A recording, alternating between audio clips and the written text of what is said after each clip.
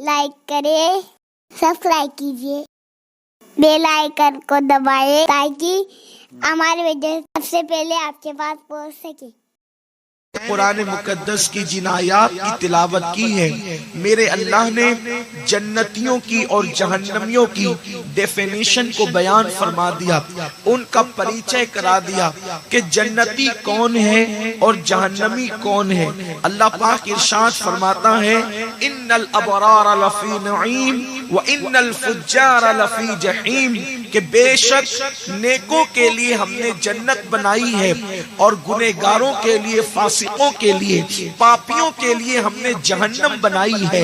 मेरे प्यारे आका सल्लल्लाहु अलैहि वसल्लम के दीवानों, जब अल्लाह रब्बुल इज्जत ने जन्नत को पैदा फरमाया और जहन्नम को पैदा फरमाया, तो अल्लाह रब्बुल इज्जत ने जिब्रील और मीकाईल से कहा कि जाओ और जाकर के जन्नत और जहन्नम को देख लो। बहुत ध्यान से थोड़ी सी गुफ्तगू आपने सुनना है, मुझसे बहुत बेहतर गुफ्तगू आप सुन चुके हैं। जाहिर सी बात है, बिरयानी खाने के बाद खिचड़ी खाना थोड़ा सा डिफिकल्ट होता है, लेकिन आपने सुनना बहरहाल है। शायद कि आपके दिलों में बात मेरा अल्लाह उतार दे। मेरे प्यारे आका सल्लल्लाहु अलैहि वसल्लम के दीवानों, जब अल्लाह ने जन्नत को पैदा फरमाया और जहन्नम को पैदा फरमाया, पहले सुने तो सही कि जन्नत क्या है। जन्नत वो है जहाँ बाग है, बहार है, जहाँ पर बुलबुलों की चहक है, जहाँ पर हुराने बहिश्त का हुस्न है, जहाँ पर नहरें हैं। दुनिया में नहरें बहती है तो उसके लिए नशेब चाहिए, यानी गड़ा चाहिए, लेकिन जन्नत में नहरें ऐसी है कि उसके लिए किसी गड़े की जरूरत नहीं है। अक्सर दरिया के किनारे बदबू आती है, लेकिन जन्नत की नहरों के किनारे अल्लाह अकबर मुश्क की खुशबू है। अल्लाह रब्बुल इज्जत ने वहाँ पर जो पानी पीने के लिए प्याले रखे हैं वो सितारों की तरह चमकदार है और बड़े बड़े हैं, और जन्नत का पानी जो एक मर्तबा पिएगा फिर वो कभी प्यासा नहीं होगा। जन्नत का खाना जो एक मर्तबा खाएगा उसको फिर कभी भूख नहीं लगेगी। दुनिया का खाना खाने वाला जब दुनिया का खाना खाता है तो खाने के बाद ज्यादा खा लेता है तो बदहजमी होती है, लेकिन जन्नत का खाना ऐसा है कितना भी खा लो तो पहली बात बदहजमी नहीं होगी, दूसरी बात बैतुल खला के लिए जाना नहीं पड़ेगा,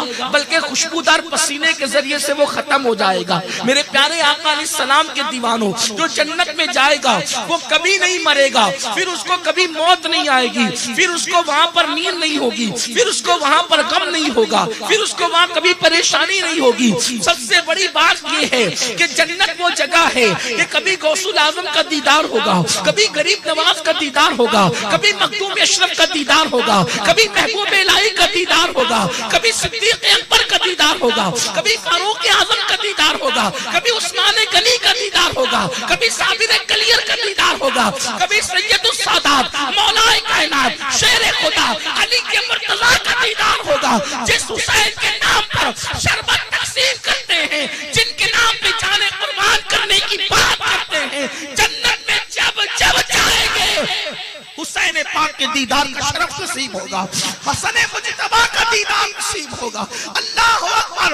इमाम ज़ैनुल आबिदीन, इमाम बाकर, इमाम जाफर सादिक, इमाम मूसा काज़िम, इमाम अली रज़ा, इमाम तकी नकी हसन अस्करी, इमाम मेहदी, इन आकाओं की जहां ज़ियारत नसीब होगी, हद तो ये है कि जन्नत में दीदार मुस्तफा होगा। हद तो ये है कि जन्नत में दीदार खुदा होगा। जन्नत वो है,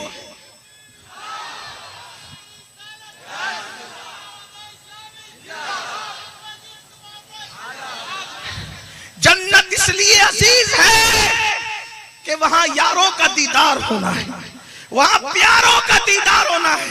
यहाँ गरीब नवाज के आस्थाने पे जाके सुन्नियों को रोना इसलिए आता है कि कब्र तक निगाहें टिक जाती है, उसके आगे नहीं जाती। अजमेर इसलिए मुकद्दस है, पसंद है कि वहां मज़ारे गरीब नवाज दिखता है। जन्नत इसलिए पसंद है कि वहां चेहरे गरीब नवाज नजर आए। जन्नत कैसी है? इसीलिए हर मुसलमान ये चाहता है कि वो जन्नत में जाए, जहां वो देख सके आकाओं को, जहां वो देख सके आकाओं को।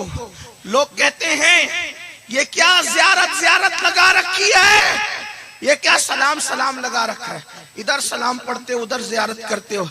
हम कहते हैं नादान, जन्नत में कोई इबादत नहीं है, जन्नत में सिर्फ दो इबादतें हैं, एक तो जियारत और दूसरा सलाम। एक तो जियारत और दूसरा सलाम। कुरान कहता है सलामुन अलैकुम तिब्तुम, जन्नतियों को फरिश्ते सलाम करेंगे। कुरान कहता है सलामुन कौलम मिर रब्बिर रहीम, जन्नतियों को अल्लाह सलाम करेगा। लेकिन जब वो सलाम करेगा अल्लाह फरमाते हैं वमताजुल यौमा अय्युहल मुजरिमून, और वो जब सलाम करेगा अल्लाह तो सब बंदों को नहीं करेगा बल्कि मुजरिमों को अलग कर देगा। मतलब जो नबी पे सलाम पढ़ते थे उन पे कुदरत सलाम पड़ेगी, जो नहीं पढ़ते थे उनको छांट कर अलग कर दिया जाएगा। तुम जियारत से भी चिढ़ते हो, सलाम से भी चिढ़ते हो, जन्नत में तो जियारत भी और सलाम। इसका मतलब जियारत और सलाम ये जन्नतियों की पहचान है, और तुमने दोनों पहचानों को बुला दिया है। सुन्नी यहाँ इसलिए जियारत और सलाम करता है कि आदत बना ले, क्योंकि ये जन्नतियों की अलामत है। जो चिढ़ते हैं मैं उनसे कुछ नहीं कहता, सिर्फ उनसे इतना कहता हूँ कि कुरान सही तौर पे पढ़ लो, कुरान सही तौर पे पढ़ लो। बहरहाल बहुत लंबी नहीं करना है। मेरे आका अलैहिस्सलाम के दीवानों, तो जन्नत वो है, उसकी नेमतें वो है, जन्नत वो है, उसकी नेमतें वो है। बैठ कर सुनो, ठीक बैठ जाएंगे ये लोग, मोहब्बत से सुनियो, मोहब्बत से, मोहब्बत अपना मसला की मोहब्बत है मेरे भाई, अपना मसला, कोई बात नहीं, ये भी इनकी मोहब्बत है। अगर वो भाई बैठ जाए तो और उनकी भी मोहब्बत है, बड़ी मोहब्बत है।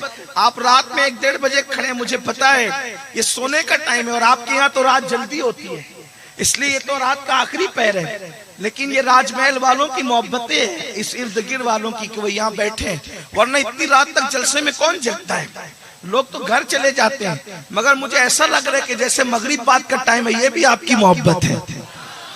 अल्लाह गौस पाक के सदके आपकी इस मोहब्बत को कबूल फरमाए। लेकिन थोड़ा सा ध्यान लगाएं, अगर मैं जन्नत की फजीलत ही बयान करूं तो बहुत बड़ी बात है, पूरा उन्वान इसी में खत्म होगा।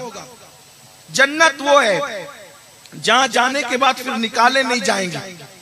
जन्नत में अल्लाह का, भाइयों बताओ इससे बड़ी कोई बात है? जन्नत में अल्लाह का दीदार है, जन्नत में अल्लाह का, बोलो जन्नत में अल्लाह का दीदार है, जन्नत में अल्लाह का दीदार है। सुभान अल्लाह, जन्नत वो है। लेकिन जन्नत किसके लिए है? इन्नल अबरार लफी नईम, नेकों के लिए जन्नत।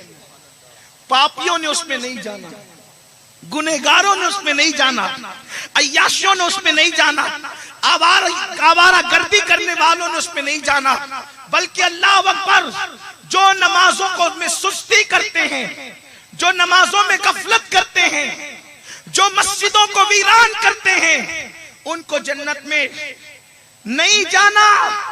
आप कहेंगे कि आप कहते हैं कैसे नहीं जाना? क्योंकि रसूलुल्लाह ने फरमाया जो जानबूझकर एक वक्त की नमाज तर्क कर देता है उसका नाम जहन्नम के दरवाजे पे लिख दिया जाता है, और जिसका नाम जहन्नम के दरवाजे पे लिख दिया जाए उसको जाना कहां है? जहन्नम में जा, उसका नाम लिखा गया। मेरे आका सल्लल्लाहु अलैहि वसल्लम के दीवानों, मेरा उन्वान आज नमाज नहीं है, लेकिन आज सिर्फ मैं आपको और मेरी बैठी हुई इन बहनों को जो इतनी सर्द रात में बैठी हुई है, इतना कहना चाहता हूँ। आप मुझे बताएं, आप शादियों के लिए वक्त निकाल लेते हैं, आप दोस्तों के लिए वक्त निकाल लेते हैं, आप अहबाब के लिए वक्त निकाल लेते हैं, आप मौत मैयत के लिए वक्त निकाल लेते हैं, आप बीवी बच्चों के लिए वक्त निकाल लेते हैं। बोलो, सबके लिए वक्त निकालने वालों, रब के लिए वक्त क्यों नहीं निकालते? मेरे अल्लाह के लिए वक्त क्यों नहीं निकालते? आखिर 15-20 मिनट क्या हम अल्लाह के लिए नहीं दे सकते? और सुनो सुनो, जो जिसके घर जाता है वो उसका मेहमान होता है। मुसलमान तू कितना खुश नसीब है, कोई वजीर का मेहमान बनता है, कोई अमीर का मेहमान बनता है, कोई MLA MP का मेहमान बनता है। जो मस्जिद में नमाज के लिए जाता है वो कायनात के खालिक रब्बे रहमान का मेहमान बनता है। बताओ, मुसलमान से ज्यादा किसकी किस्मत हो सकती किसी को वजीर अमीर बुलाता है, किसी को रब्बे मोहम्मद बुलाता है। सोचो, जब तुम मस्जिद में जाते हो तो अल्लाह के मेहमान होते हो, क्यों नहीं जाते? और सुन लो, जब तक तुम मस्जिद में जाते रहे, नमाजों की पाबंदी करते रहे, कभी गुर्बत तुम पर मुसल्लत नहीं हुई, कभी तुम पर परेशानी मुसल्लत नहीं हुई, कभी तुम बेचैन न रहे, कभी तुम बेकरार न रहे।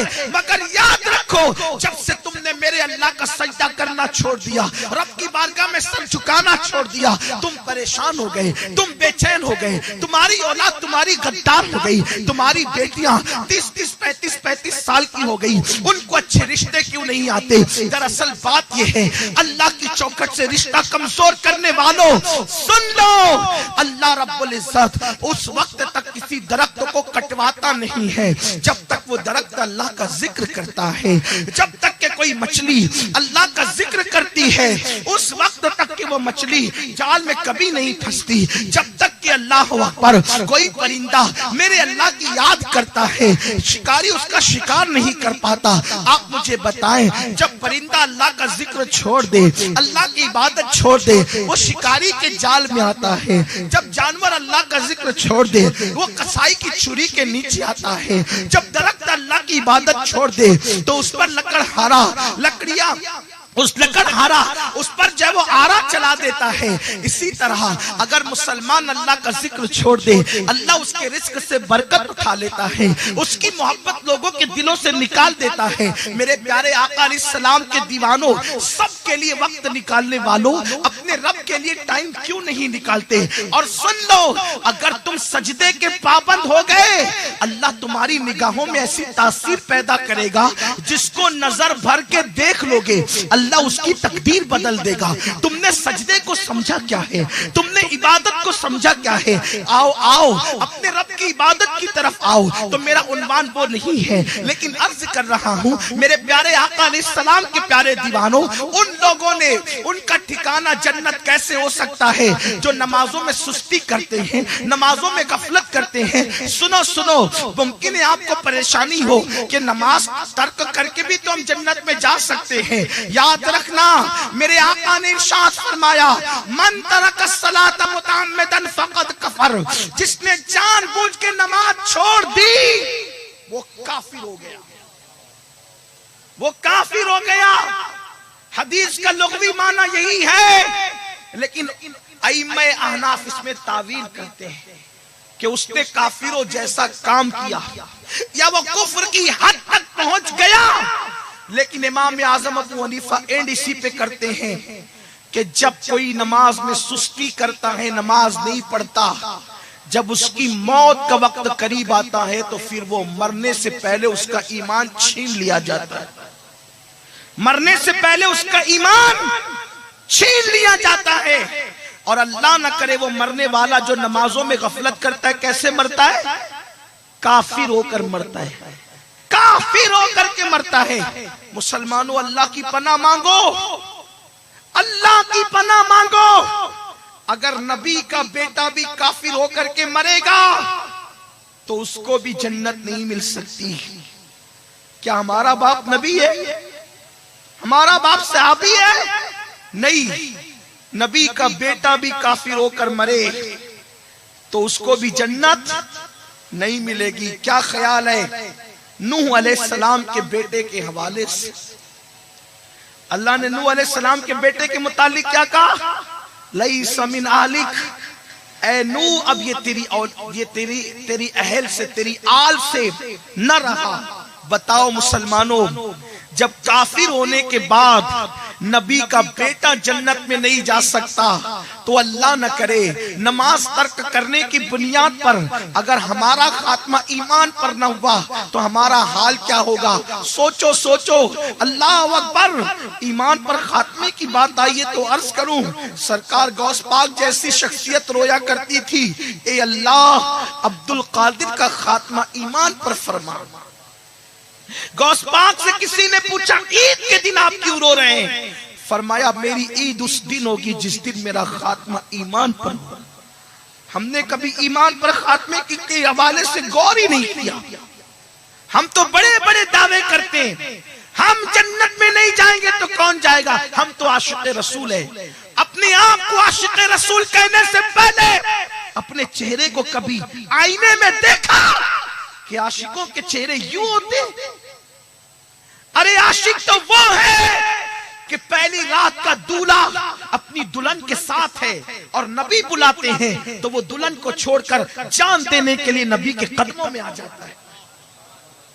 पहली रात की दुल्हन को छोड़कर नबी के बुलावे पर आशिक रसूल जान देने के लिए आता है, सर कटाने के लिए आता है। हम कैसे आशिक रसूल हैं कि नींद कुर्बान करके सर झुकाने के लिए मस्जिद में नहीं आते? हमें आशिक रसूल कहलाने का हक क्या है? हम कैसे आशिक रसूल हो सकते हैं? आशिक तो वो था जिसको मक्के की गरम गरम रेत पर लिटा करके उसके सीने पे खड़ा कर दिया गया एक आदमी को और कहा गया बिलाल मोहम्मद का दामन छोड़ दे। तो बिलाल कहते हैं कि मैं अपने जिस्म की बोटी बोटी करवा सकता हूँ, दामन मुस्तफा नहीं छोड़ सकता।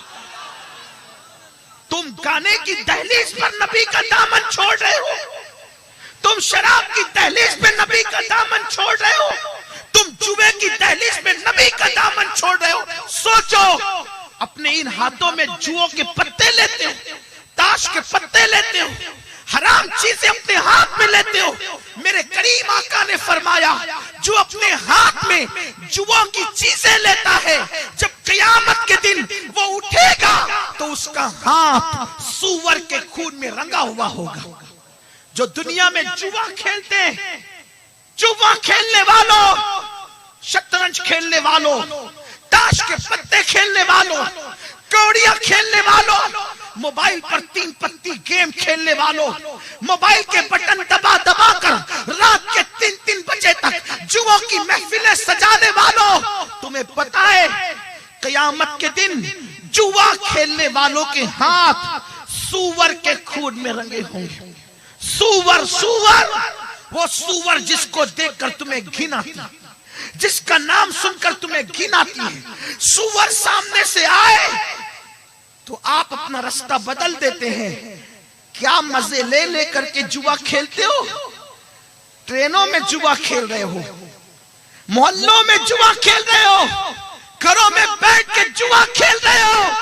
सोचो, जिसे क़यामत का दिन कहते हैं, क़यामत जहां अंबिया की ज़बान पर नफ्सी नफ्सी होगा, जहां माँ बेटे को नहीं पहचानेगी, जहां बेटा बाप को नहीं पहचानेगा, जहां रिश्ते खून के टूट चुके होंगे। मेरे इमाम कहते हैं उनके सिवा रजा कोई हामी नहीं, जहां गुजरा करे पिसर पे पितर को खबर न हो, वहां कोई किसी के काम नहीं आएगा। कमेंट शेयर जरूर करिए।